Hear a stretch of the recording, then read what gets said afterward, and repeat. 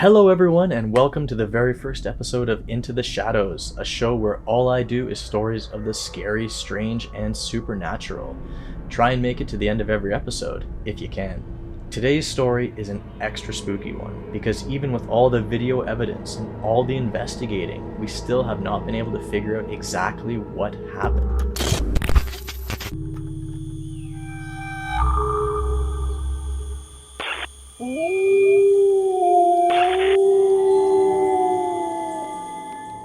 This is the story of Raf and Frank, two young men living in Paris around the 2005 time.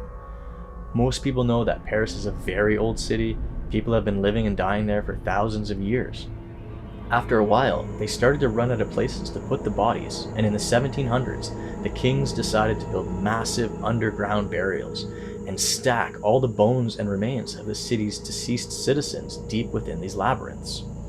This was a monumental task, and they had to go cemetery by cemetery, digging up almost 6 million bodies, disturbing these souls' final resting places. And they took wagon after wagon of bones deep within the old quarries and tunnels under the city, jumbling the skeletons together and making macabre art and designs as they stacked them higher and higher to the ceilings, chamber by chamber. And the tunnels extend for over 200 miles of pitch black labyrinth paths, collapsed sections, dead ends, and as they were originally mineshaft tunnels built around the 1300s, no records exist showing the true paths. Only a tiny fraction of the tunnel system has ever been explored, and there's no precise way of mapping the catacombs other than walking through them and charting them piece by piece, which is something that Raf, Frank, and a number of other thrill-seeking daredevils do on occasion, building on their own maps as they push deeper and deeper into the heart of this darkness. So the night began like any of the other expeditions. Raf and Frank checked their gear at Raf's house before beginning the short walk to their preferred catacomb entrance. They had their camcorder, flashlights, batteries, snacks, water bottles, and of course, their maps, charting the sections that they had previously explored.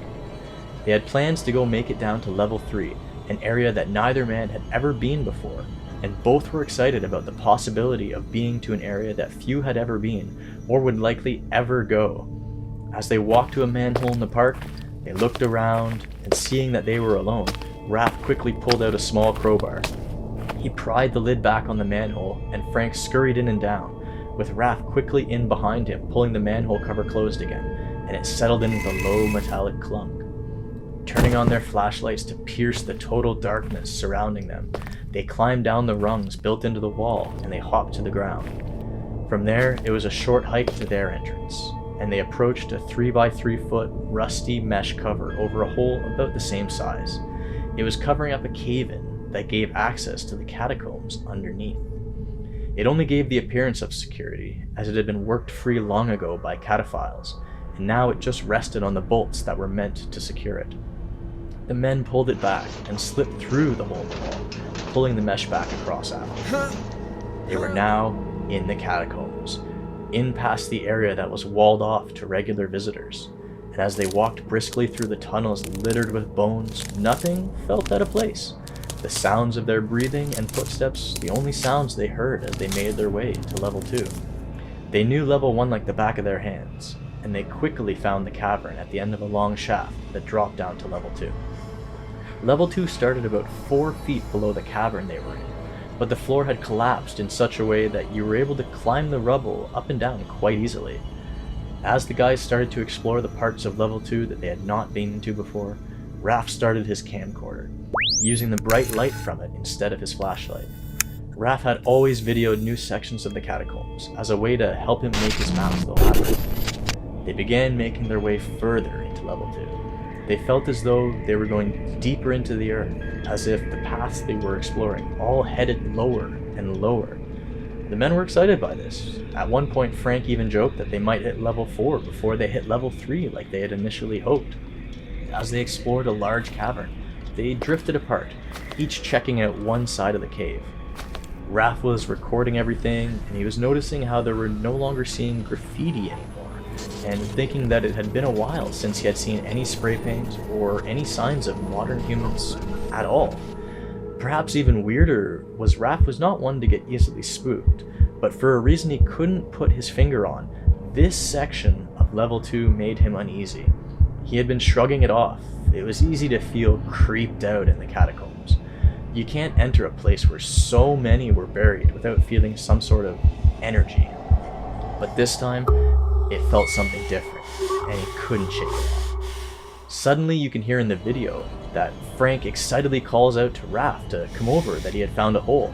This was big news, and with his bad feelings momentarily forgotten, Raf heads over, and sure enough, there is a hole in the side of the cavern just big enough for a small person to get through. Now Raf and Frank are both very excited, and they feel like they have stumbled onto a section that nobody had explored before. The only issue was that they couldn't tell how far back it went. It was lightly scattered with small fallen rocks, and as far as the guys could tell, it didn't seem like anyone had ever tried to squeeze their way through before. Unfortunately, being a much larger guy than Frank, Raf didn't look like he was going to fit. And after discussing the best way to check out what, if anything, was there, they decided that Frank would go ahead through and then take a quick walk in to see if the chamber dead-ended or if it was worth widening the hole for Raf to get through. And having been a couple hours in the catacombs already, they took a quick break, chatting, eating their snacks, but Raf's mind was only partially paying attention to what Frank was saying. That sense of darkness was back at his mind, stronger now, and that hole in the wall gaped at him like an open mouth in the earth. Before he had time to stew it over though, Frank was up, taking off his coat, getting ready to go through the hole. He told Raf to pass him his stuff after he went through, and he started squirming through the hole in the wall, head first into the pitch blackness on the other side. After a light tumble onto the ground below, Frank hopped up and grinned at Raf through the opening. "Alright, pass my stuff," Frank says to him, and Raf passed through Frank's things, his coat, his flashlight, and Raf says, "Do you want to take the camcorder with you?" Frank declines, shining his light on the ground on his side. He said it looks like it goes on for a little bit, but he would take a quick look before they passed any more stuff through, because it would save time if this tunnel dead-ended right around that corner, he said, angling his light in the direction that the tunnel went. So, Raf tells him, be careful, and Frank, who seems excited and not the least bit worried, told him, "No worries, I'll be back in a minute." So Frank went down the tunnel on his side, and Raf watches him turn the tunnel corner and out of sight, and he suddenly gets the feeling that he is all alone, very alone, and his sense of foreboding is back. But he tells himself that he's just psyching himself out, and he sits himself down against the cavern wall, awaiting for Frank's return. But the minutes tick by, and Raf becomes more and more anxious. He tries to tell himself that the tunnel obviously goes on, and there was something interesting there, and Frank had just took some extra time to inspect things. But as the minutes dragged on, Raf becomes seriously worried. He's no longer sitting, he's now staring through the hole, and he's calling Frank's name, listening intently into the dark to hear any reply at all. But there's nothing. So Raf is nearly panicked, as Frank has been gone at least 30 minutes. He has no idea what could have happened to his friend. And worse, he has no idea what he can do to help him. He tries to figure out what he should do. How long does he wait for Frank to come back before he has to act?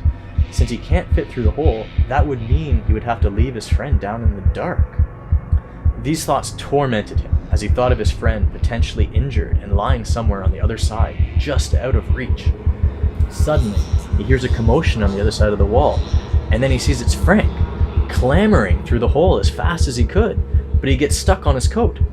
Frank has barely even begun to say Raf's name before Raf grabs him and pulls him the rest of the way through, tearing the back of Frank's coat open in the process.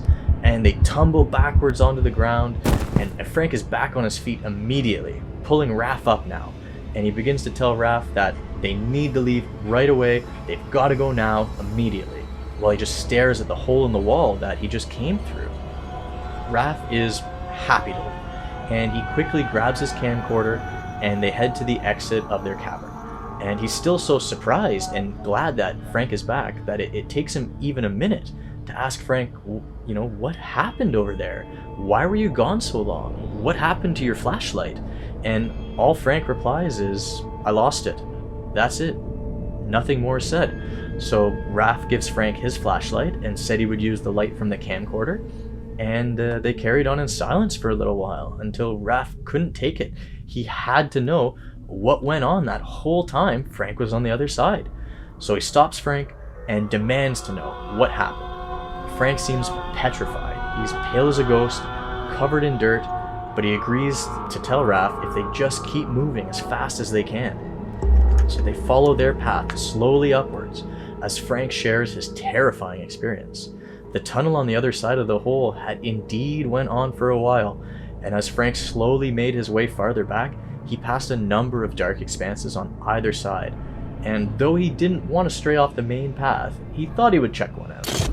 And as he made his way through the chamber, the circle of his flashlight cut a small path of light through the thick darkness, when suddenly he thought he saw something at the edge of his light. And his heart jumps into his chest, because his brain's telling him what he thought he saw, a human shape, and not lying down. It had been standing. So, petrified, he's frozen with terror, and he realizes he has no choice. And even though he didn't want to see whoever was in there with him, he had to see. So when he swept his light back across, he realized with horror he was not alone. In his beam was something almost human. It was facing away from him. It was like a person, but smaller, thinner, super pale, and naked with no hair.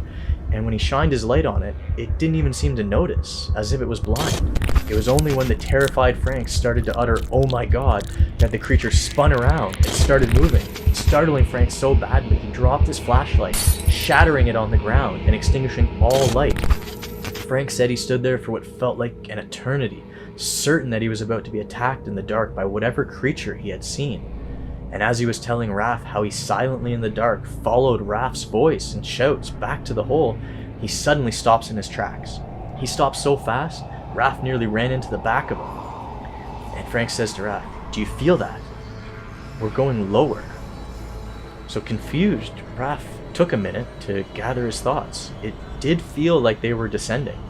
And though Frank was in front of him, Raf had been sure that they were going the right way. So they talked about it and agreed that they were going the right way and their bearings must just be a little thrown off. So they both pressed onward, expecting to see some familiar marking stones up ahead. After a few minutes, it did seem like they were leveling out again, and they felt a little bit of relief. But it was short-lived. Instead of the markers showing that they were almost at level 2, they found themselves back at the cavern. The same cavern they had left, with the hole in the wall now looking way more like a mouth than ever before. The men were rattled, couldn't understand how they could have ended up back there. It was impossible. They were certain they had not been going in the complete opposite direction. But all they could do was head back, and they walked mostly in silence, not wanting to talk about the situation. None of it made any sense to either of them. Suddenly, Raf stopped and grabbed Frank. He felt it. They were going lower again somehow. Unsure how this could have happened, Raf decided he would take the lead and that they would double back. There must be a path somewhere that they kept taking by accident that kept bringing them back to that cavern, and all they had to do was find and follow the trail that led upward. So he gave the camcorder to Frank and took back the last flashlight. And with that, they headed back up the way they came. They had only walked another 10 minutes before Raf says, impossible, they hadn't left the path, but he said they were going down again, now in the other direction. Suddenly, Frank yells and drops the camcorder. It lands on the ground and all that's shown is Frank and Raf running down the tunnel, as if for their lives, their flashlights beam swiping up and down as they run. The camera just records empty dark tunnel until the battery dies, and that's all we know. Nobody ever heard from Raf or Frank again. When their friends realized they never came back after their night in the catacombs, searches were mounted by the other cataphiles, but with the amount of tunnels, it's not surprising they never found them. What is surprising is they found the camcorder, and what's disturbing is that it was found near the entrance to level 2, a familiar area to both Raf and Frank, something easy to follow out, and not the tunnel last shown on the recording. After their friends watched the footage, they tried to find the cavern with the hole in the wall, but even following the video step by step, it just seems to end up in a natural dead end like so many of the other tunnels. There is no trace of the cavern or the hole in the wall that Frank said he saw creatures in. So what do you guys think? Was it just the imagination of two men in an eerie place that scared them so bad that they ended up getting lost in the tunnels of the dead? Their own bones doomed to join the other 6 million buried there for eternity? Or was it something darker? Did Frank really see what he thought he saw? Did he see a demon? Or maybe there's a group of people who live far into the catacombs, out of sight of all of us. We may never know for sure, but I'd love to hear your guys' thoughts on it. So tell me what you think happened in the comments section below. And if this story was something you liked, then you're in luck. I'll be doing videos like this once weekly, so make sure you hit the like and subscribe buttons. Thanks for watching, and I'll see you soon on the next one.